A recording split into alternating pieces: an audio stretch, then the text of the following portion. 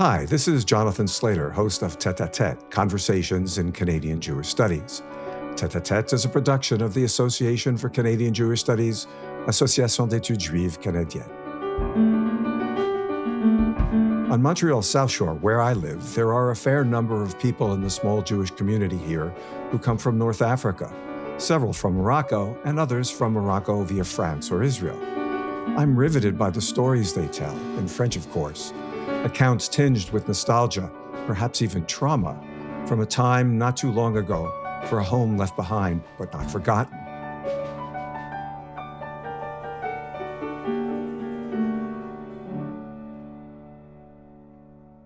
Growing up, I had little exposure to Sephardi culture. Here in the Montreal area, that culture stands out, authentic, unapologetic. For the many Moroccan Jews who now call Canada home, they represent the fruit of generations and of the cities and streets they once inhabited before the displacement and disruption of exile and diaspora. My guest today on the podcast has made a career of researching the migrations of Moroccan Jews and the ways they've integrated into life in Quebec and France.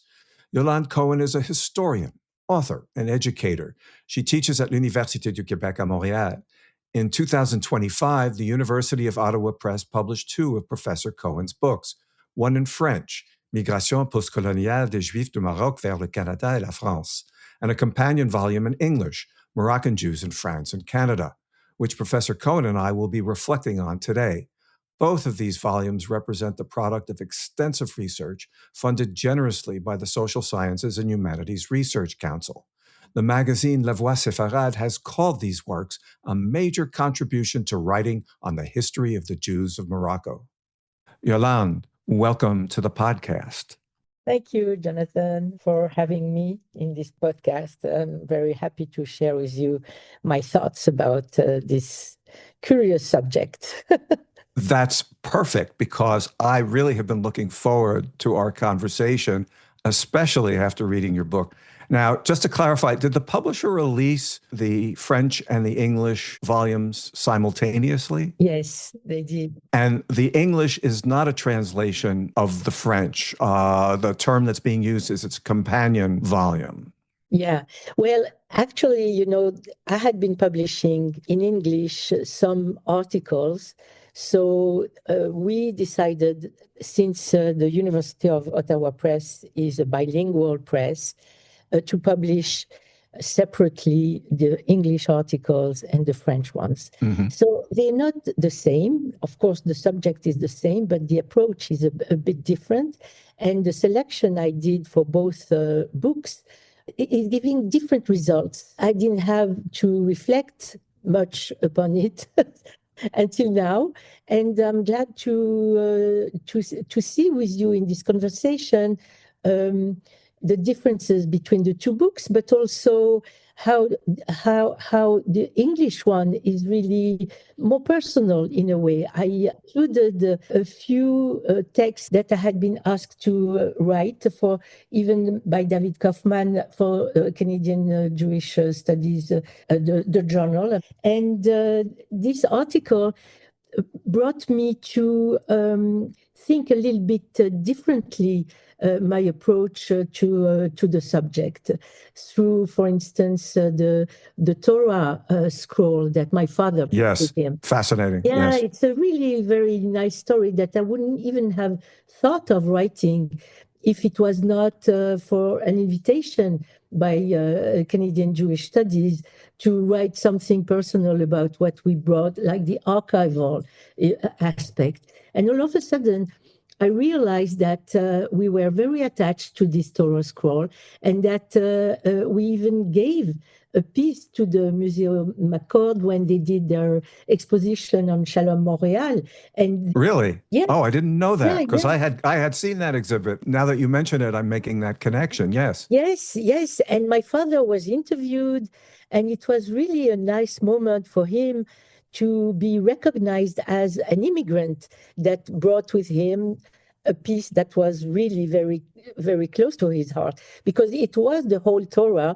But since the Torah was already desecrated because there were some wrong writing, and so he was explaining all this to these people that were recording him. It was just like, oh my God, in this little studio where he was just interviewed, people were really curious about the ink that was used and the parchment, and he was going on, having all this recollection of this Torah scroll. That was very, very, very nice. That's fantastic.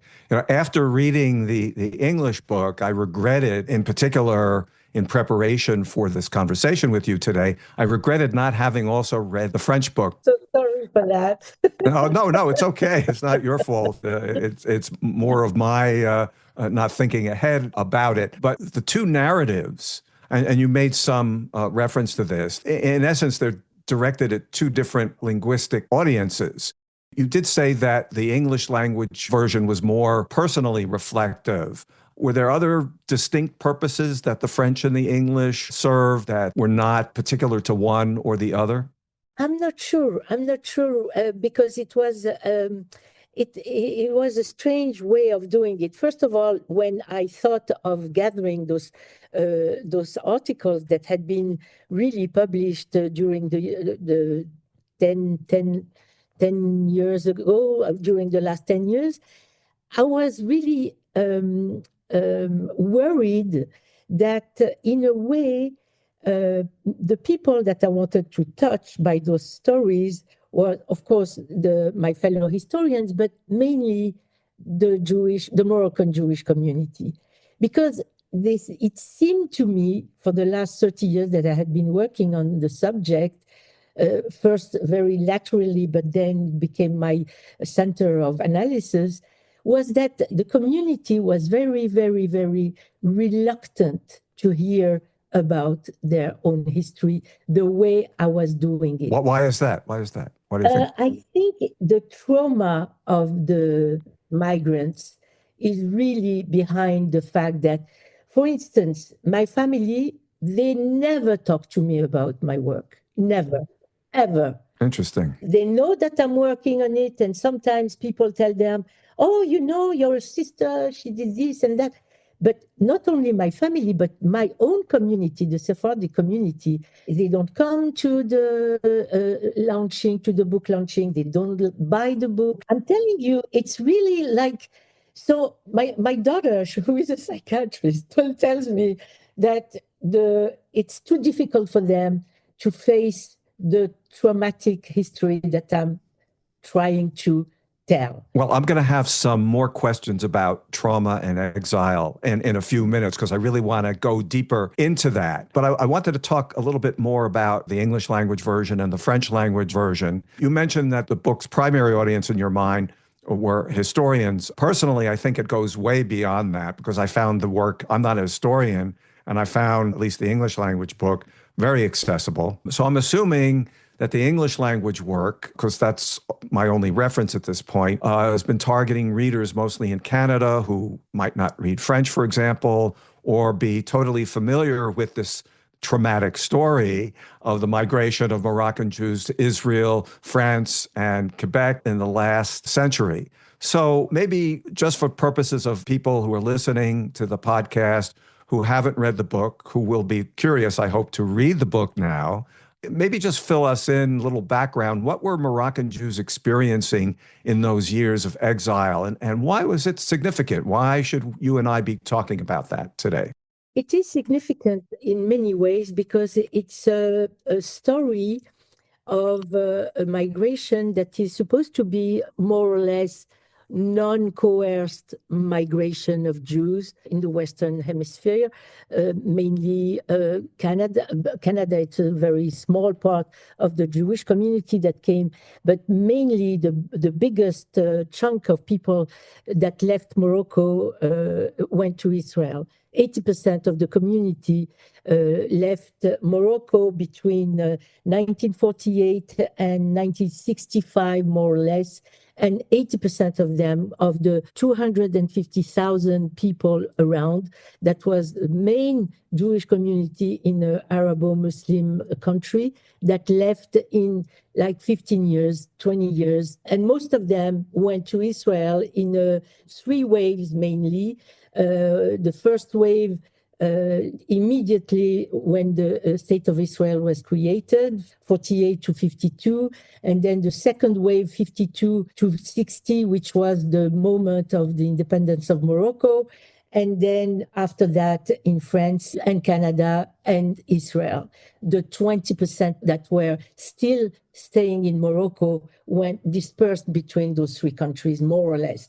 There is a specificity of the Hispanophone Moroccan Jews that were living in Tangier and in the north of Morocco and who were Hispanics. Right. Those guys left before and had a very interesting diaspora organization, circulation between the diaspora, Venezuela, Argentina, Latin America, and North America. And Toronto, correct? They went to Toronto, yes. yeah, in Toronto, a small Jewish community that was Hispanic that split from the Francophone Jewish Moroccan. So they were, in two different synagogues, really. And I think in the English version, I have this article of comparing the Jewish Moroccan in Toronto and Montreal. I'm not sure I included that article, but in any case, this is the general outlook. So this community was living in Morocco for many, many hundred years.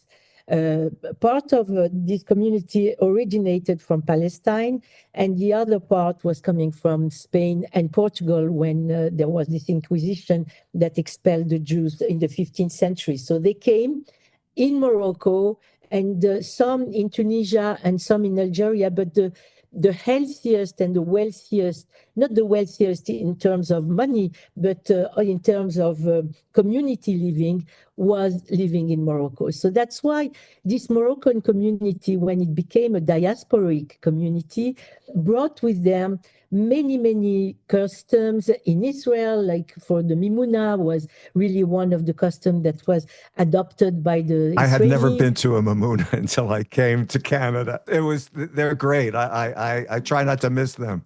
Yeah. It's really a great, great celebration of diversity, of celebration, of the feast. It's terrific. It's terrific. Yeah, and community living was very, very strong. The food was very important, the folklore, and all that they brought with them in the countries where they settled. But mostly what I was interested in was the fact that they never spoke when we interviewed them. During many years, I had been interviewing Moroccan Jews in many settings. They never spoke about the fact that they had left a country. Yeah, the nostalgia was there, but they never spoke about their migration patterns. Like they left and they came. That was it. Mm-hmm. We couldn't have any details about what happened, why they were leaving. The why were they leaving never answered. Well, you talked earlier, you used this term, non-coerced migration. Yeah. Could you just clarify what you mean by that? Because, on the other extreme, you have outright expulsion. For example, you talked about the Jews being expelled from the Iberian Peninsula in the 15th century, and then they integrate into the various caliphates that existed in North Africa, which under colonial regimes became states, countries of their own. And then you have this 250,000 people out of 800,000 Jews from the Arab countries leaving. So could you sort of clarify what we mean by that, leaving? Yeah, that's exactly the problem I had. Because you had, at the moment we started working on Moroccan Jews, like 30 or 40 years ago, there was one narrative that was that the Moroccan Jews were taken by Zionism and they had to leave because they wanted to leave for the Promised Land. That was the Zionist narrative. They all left because they wanted to leave. Mm-hmm. Okay? Then there was a second narrative that came after that was, no, they didn't leave. We helped them leave, the Zionists and the Jewish American Organization, the HIAS, the Hebrew International Aid Society, helped them to leave because they were scared of anti-Semitic exactions and they were expelled. So expelled by the fact that they were living in dire conditions. So which of those narratives seems to dominate these days? The first one? There is this French historian, Bensoussan, who really insists a lot about the narrative of expulsion. So did Trigano, but Trigano was more subtle. He was saying they were between expulsion and voluntary Zionist movement. But Bensoussan really documents in a very thorough way all the exactions that they went through, etc. And I'm positioning myself probably someplace else because I know about the exaction and the pogroms. My student is even working on some of the pogroms of the Oujda and Gerada in 48 that really started the big exile. But I think it's when I interview people, there are mixed feelings about the coercion. And there is certainly something that I had been uncovering more and more is the extent of the organization and the logistics that was put in place by the Zionist agency and the Israeli government to bring those Moroccan Jews to Israel, to populate Israel. So in a way, I am trying to evaluate and to analyze the extent of the pull factor, like how the Zionist organization were integrating themselves into the Jewish community to make those people leave. Interesting. And unfortunately, this is my next book. Okay, we're going to get to that. Okay. Well, this is a good segue into another aspect of the book. So I'm going to just shift gears here a little bit. I know you collaborated with others in the making of this book, but there are certain chapters in the English volume. They're autobiographical in nature, which you've penned alone. And the book is divided into two parts. You have that first part for focusing more on setting the historical stage, which you have synopsized very nicely, and I'm sure that our audience appreciates that summary. And then you have that second part that deals with the importance of memoirs in recalling that history. So when you were working with the publisher in assembling this book, what sort of considerations went into the balancing of these different narratives, the historical sort of, I guess you would call them, objective narrative, and the very personal subjective narrative? How did you bring those together? What was some of the decision-making in that? The decision-making was already in the making of the research. So from the head start, I had been working now for a long time for gender history with oral history. This is really a methodology, and more than a methodology, a way of understanding history that I had been developing for a long time. And this applied very much to minority groups, to excluded group, to invisible history. So it aims into getting the perception of the people, the perception of their own history by the people themselves. And that you can't get into the archives, although you can have an idea through the archives about how it works. But in the book, this balancing was already made by the articles we had been published with my team. Mm-hmm. And the fact that we were really crossing many perspectives, because my team was not at all familiar with this history. They are students at UQAM, and they decided to work with me on this topic thanks to Shirk, a big help. Shirk had been financing this research very nicely, and so they found that this was interesting. So they brought their own subjectivity of Quebecers, not knowing anything about Jews, not knowing anything about Moroccan Jews, and they just fell into that and went into interviewing and went into trying to find out the others' subjectivities. And we crossed all that into making several oral histories. That sounds very pragmatic. That's I don't want to say lucky, but fortunate. Very fortunate. I feel very fortunate that those students were eager to understand these questions in a different way and bring in their own, views of it. It was really, really terrific. Now, even in that historical first section, the first chapter is autobiographical. And that first chapter in the book happens to be my favorite. It's called From Synagogue to Mosque, My Grandfather's House in the Old Mellah of Meknes. It is rich in history, Yolande, and it's nostalgic. In large part, it's your family's history and history of loss. And that initial foray into the book really resonated with me. I felt sad.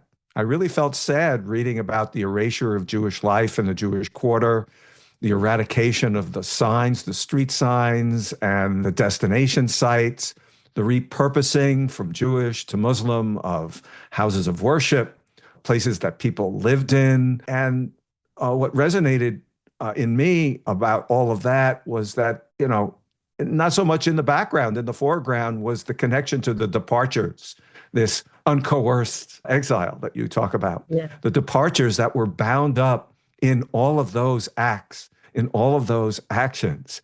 So I've got a question. I'm going to put you on the spot. Which chapter of the book holds the most meaning for you? Because I just told you this chapter, what for me was my favorite. Yeah. So which chapter do you like the best? I like the chapter on Zionism and colonialism because it gave me the possibility to very freely intermingle the different meanings of this migration and to inscribe it into a larger picture of competing nationalism, let's say that, and how colonialism has been a very important feature into this story of migration.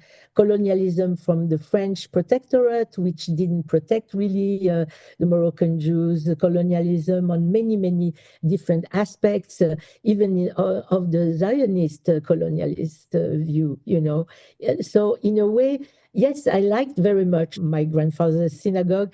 We worked with this student who was really, really interested. This is not his subject. He works on Turkish 19th century stories, and this is his PhD. And I hired him just to do the reading, the extensive reading on Moroccan Mellah, and we came out with this article.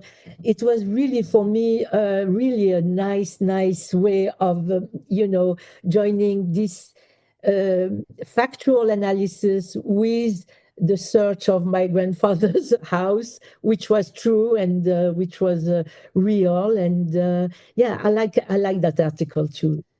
So do you think because that particular chapter seems to weave the very personal with the quite historical aspects of the situation of Moroccan Jews, both in Morocco and post-exile.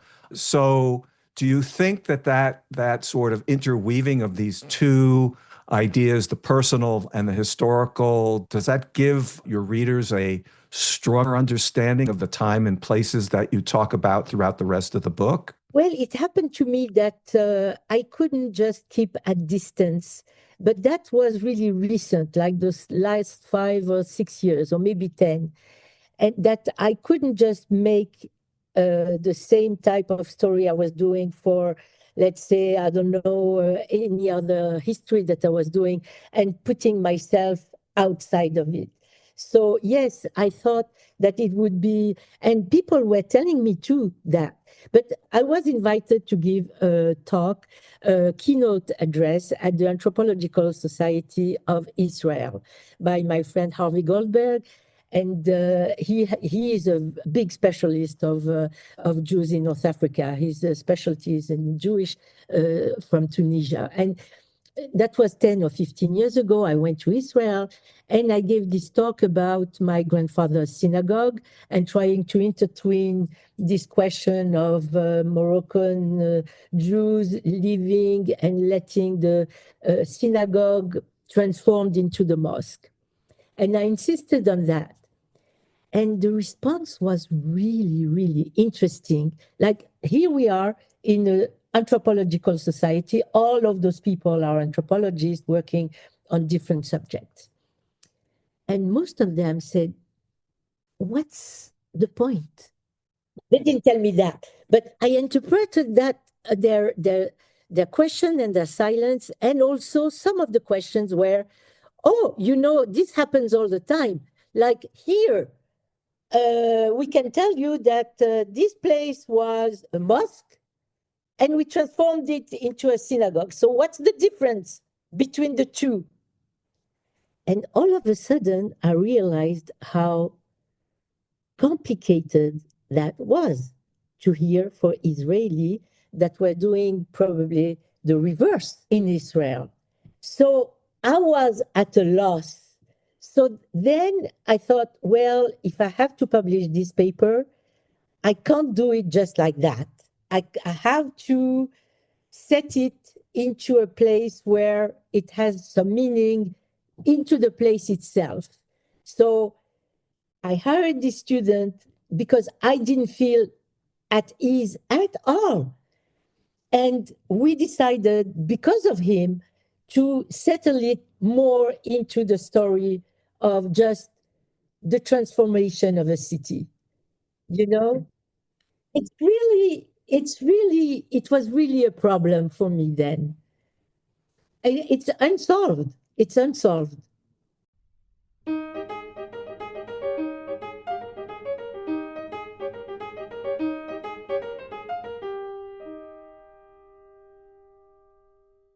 Hi, I'm Paula Draper, Holocaust historian, educator, and former vice president of the Association for Canadian Jewish Studies.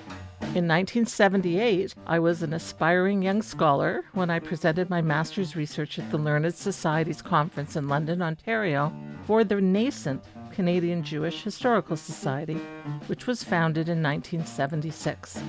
My work was then published in the second volume of their new journal. For 11 years, this journal, the precursor of Canadian Jewish Studies, Études Juives Canadiennes, not only published the leading scholars of the Canadian Jewish experience, it also provided a unique platform for graduate students, community historians, and prominent figures in the Canadian Jewish community like Ben Kafitz, Saul Hayes, and David Rome. The ACJS wants to ensure that the early scholarship in this foundational journal is widely accessible, and so I am excited to announce that all 19 issues of the journal are now digitized and free to read via the publication page of the ACJS website, which is linked in the show notes. I invite you to examine the Canadian Jewish Historical Society Journal for the insights it provides into the worldview of its diverse authors, who were convinced that preserving our history and culture was an important endeavor, and on whose shoulders we stand.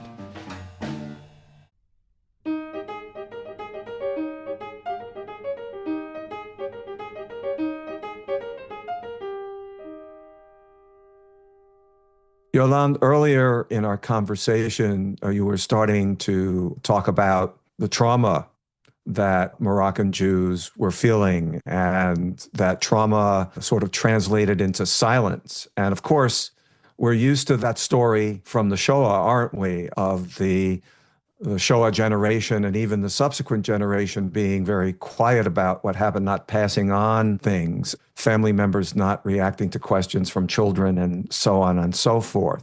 And a great deal of literature these days, of course, both in terms of fiction and nonfiction, draws on trauma-informed narratives. Now, in terms of Jewish literature, the trauma inflicted by the Shoah, which I was just mentioning, of course, especially in its European iterations, seems ever present. But I think what your work does, what's overlooked in the shadow of the Shoah is, I suspect, what happened to the Jews of Morocco. And the way that you're recounting how families are reacting is actually quite parallel in many ways. So I suspect what happens to the Jews of Morocco and across the Arab world, for that matter, in the wake of the State of Israel's founding in 1948 and beyond, in those couple of waves of migration, I think that that's very relevant to the whole notion of trauma-informed narrative. So do you see your book shedding some very important light on this idea of trauma and the trauma from the developments of the migrations from 1948 and onward? Absolutely. Jonathan, you really are pinpointing one very important aspect of this work. What I hope that people would see in my book is the fact that Moroccan Jewish migration of this moment, and I would say probably most of Jews from the Arab Muslim world, is a post-Shoah history. It is totally encapsulated or totally framed by the Shoah. But first of all, the creation of the State of Israel is a post-Shoah effect. So in a way, and in a very big way, they didn't have what happened to European Jews. They didn't suffer the concentration camps and the mass slaughtering that happened in Europe. But in Morocco, also in Tunisia, and also in Algeria, the French protectorate, the Vichy regime, applied the racial laws. So there were many, many instances of anti-Semitism. And for instance, I recall the story of my mother and my father. They were expelled from the school. So their future was scattered really at that moment. So the Vichy regime laws already dismantled completely the little faith they had in the French protectorate to protect them, to be with them, to become their ally, which they thought they had during the 20 years before the Shoah. Or, the protectorate was installed in 1916 in Morocco. They thought, many of them, not just a minority, but still a good minority of the community spoke French. They thought they would be French. They never had the French nationality, like in Algeria. So the fact that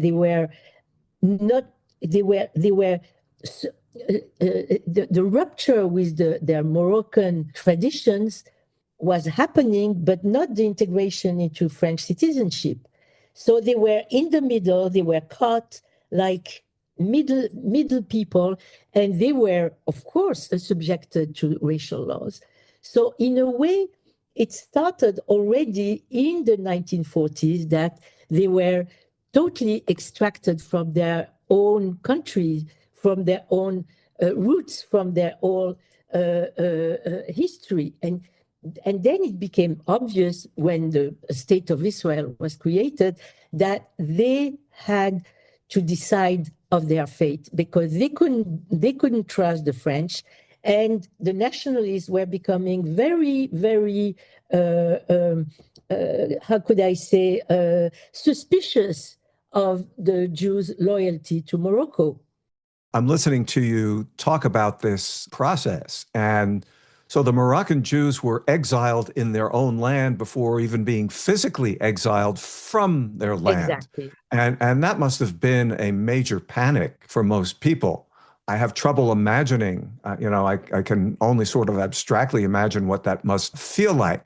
Now, this pain of exile, both internal exile and later the physical exile, and then you have the process of actual diaspora that takes place. I'm wondering if you can talk a little bit more about the relationship of exile and diaspora. And I just want to, if I can just bring in an example from the book, which I found fascinating.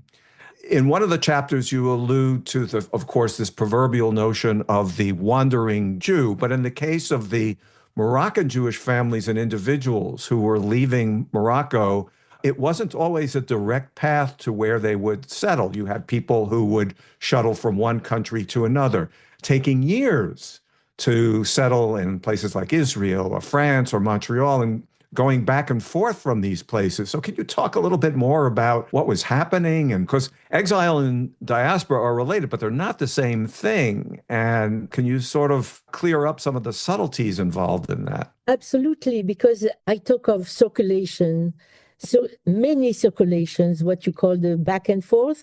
It's a back and forth, but it's a circulation between in a field of migration, and this field is established through colonial organization like France. It's a colonial relation.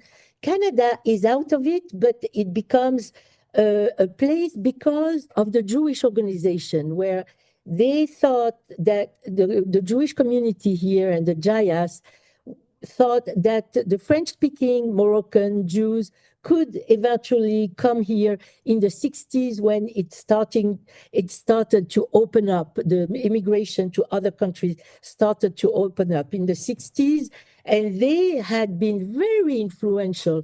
They had been crucial. Jayas had been crucial to negotiate with the Canadian federal government to get some immigration numbers for what they call the refugees, because Morocco was not at all in the list of countries that were accepted to migrate from. In the 60s, they didn't want to have anything to do with Morocco. They wanted to have French or European extracted immigrants, but they didn't want to have North African. Talking about Canada now. Canada. I'm talking about Canada. And France, they didn't want to have them neither. So what they did was really, and that's the story I'm going to tell, and that we're starting to tell already with my student who is doing his PhD on that, it's that they went through camps. So they were so frustrated with this whole story of not knowing where they were, was that those Moroccan Jews that wanted to go to Israel were channeled by the Jewish agency to go through camps. And where were those camps situated? All those camps were situated in southern France. So in France, you had those camps that were initially built for the DPs of the Second World War and survival and the Shoah survivors before they went to Israel, because nobody wanted them. Nobody wanted to have the survivors of the Shoah. Nobody. Even in Israel, it was a very complicated migration. So they were stalled in those camps between 45 and 48. And then North African Jews and Egyptian Jews were parked in those camps, like we found 100 of those, where they were living 2 months, 3 months, 6 months. My father stayed 2 years, and I was born in one of those camps. Really? Yeah, because because they had to go through training, through medical examination, through all kinds of hassle before going to Israel. And in Israel, they were again put in camps. So all that is totally shattered from all of the memories of the people. Nobody talks about those camps. I just fell on that because I was born in one of those camps, and I decided at one point that I wanted to know more about it. And then I found all those troves of archives of the Ministry of Interior examining what they were. They didn't have any papers. They didn't have anything, like more than 100,000 Jews in those camps at one time, between 48 and 56, until they decided that it was enough. So where did you go after the camp? Because you had some interest that you also had a route of exile. Yes, I am living with exile. Yes, of course. Of course. So my parents were supposed to go to Israel because half of my father's family went to Israel, and they're still there. So I have 100 of cousins there. But then they decided that Israel was in war, that they couldn't be there. They went back to Morocco. To Morocco. I was brought up in a French school ever since I came back to Meknes. Everybody was waiting for them to come back. Nothing has changed. Well, nothing has changed. Everything has changed, but they found a place, they worked, they settled back in their hometown, and then they left eventually in 74. But I had left for studying in Paris before in 68. So they didn't go to Israel, but we could very well have been brought up in Israel like my cousins. So this story is just not known. Not only not known, but totally erased from the memory of the people. And that's why I think it's so important to just put back this in, perspective, and then they do whatever they want with it. But they, for the time being, they're not ready to hear it at all. That's my feeling. I mean, we've covered a lot of ground, but there's probably a lot more that we need to cover that's well beyond the scope and the breadth of this podcast. Maybe we should encourage a documentary or have a conference on this. What do you think? Could we gather enough recollections and accounts to make something like that work? For the time being, what we have been doing was academic conferences with there are a few people in Israel that are working on the subject. Haim Biton, who did his PhD on those camps, and no publication for the time being other than in Hebrew. And my student is doing his thesis, so he's probably going to publish it soon. And yes, I've got many people sending me letters, like from a person in Norwegia. She's doing a Norwegian woman who is the daughter of an Israeli guy and a Norwegian woman. And the Israeli guy is a Moroccan Jew that went through the camps. Interesting. And she says, "Oh, I saw your thing. Can you send me more about," because those camps, there were lots of children alone. So that is another question. So, and lots of archives in the Zionist archives, because we have all the names, the boats, who took what. For the time being, we are going through the French archives, but what I love is to have the equivalent in the Israeli archives. And Haim Biton has been doing a lot of work, but unfortunately, I can't even read it. I'm very frustrated but still, we had been doing 2 conferences, and I think a lot of people are going to recollect that, because many people are telling me, "Oh yeah, my father was there. Oh, I was there. I know that." So we have already probably a map of what happened, because the French government is very, very, very involved into that. So the French government archives are very important, and they are more or less open. Some of them are, of course, not yet open, but we've got probably most of it. So you've been making use of those archives in France. Yeah. Oh yeah.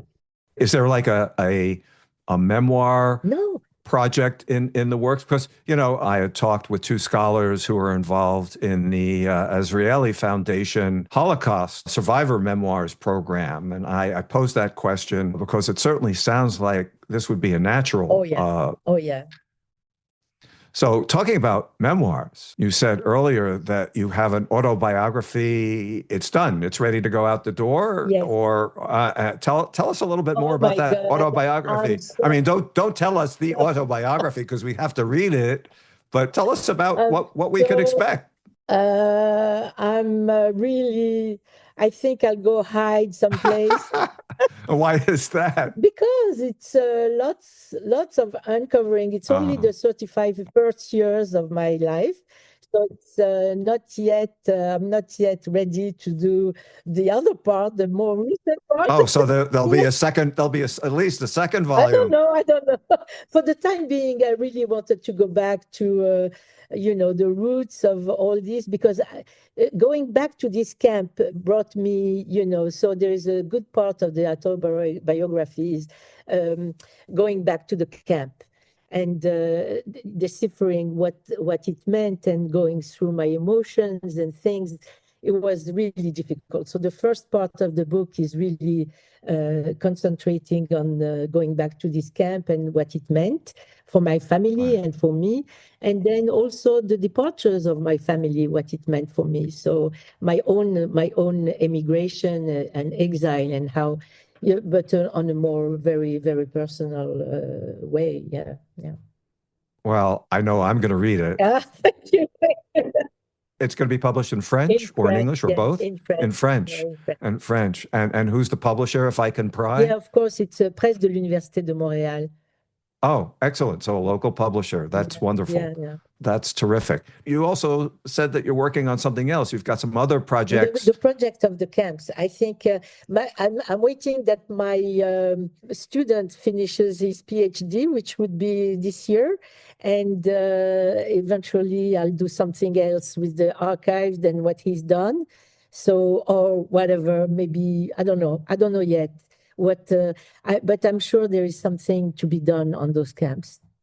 Excellent. Anything else? Anything else you can leak about what you've got in store? That's enough. And this episode is not enough because I think we can go on for hours and hours, but I've really appreciated having you on here. It's been a real education for me. Thank you, Jonathan. I'm Jonathan Slater, and you've been listening to Tête à Tête. Thank you for joining us today, and thanks to our fascinating guest, Yolande Cohen. This show was produced and edited by Theodora Draper in Toronto. Our music is provided by J.K. Bradley. Our executive producers are Joshua Tapper and David Kaufman. Tête à Tête is a podcast of the Association for Canadian Jewish Studies. You can find out more about the ACJS and link to our journal and past podcast episodes by checking out our website, acjs-aejc.ca, with plans to be new and improved coming up very soon this year. Stay tuned for additional information. We're grateful to our supporters, the Taubin family, the Israel and Golda Koshitsky Center for Jewish Studies, the Social Science and Humanities Research Council's Aid to Scholarly Journals program, and the J. Richard Schiff Chair for the Study of Canadian Jewry. In the show notes, you can find a transcript of my conversation with Yolande Cohen and further information about Professor Cohen's book, Moroccan Jews in France and Canada. You'll also be able to link to and order print copies of current and past issues of the ACJS journal, Canadian Jewish Studies, Études Juives Canadiennes. We'd love it if you could share, like, and rate our podcast. You're also invited to add your email to the ACJS's occasional newsletter or support the ACJS's amazing work by following links in the show notes. If you have comments or thoughts about this podcast episode or any other of our episodes, feel free to email us at acjs@yorku.ca. Come back and join us for another conversation.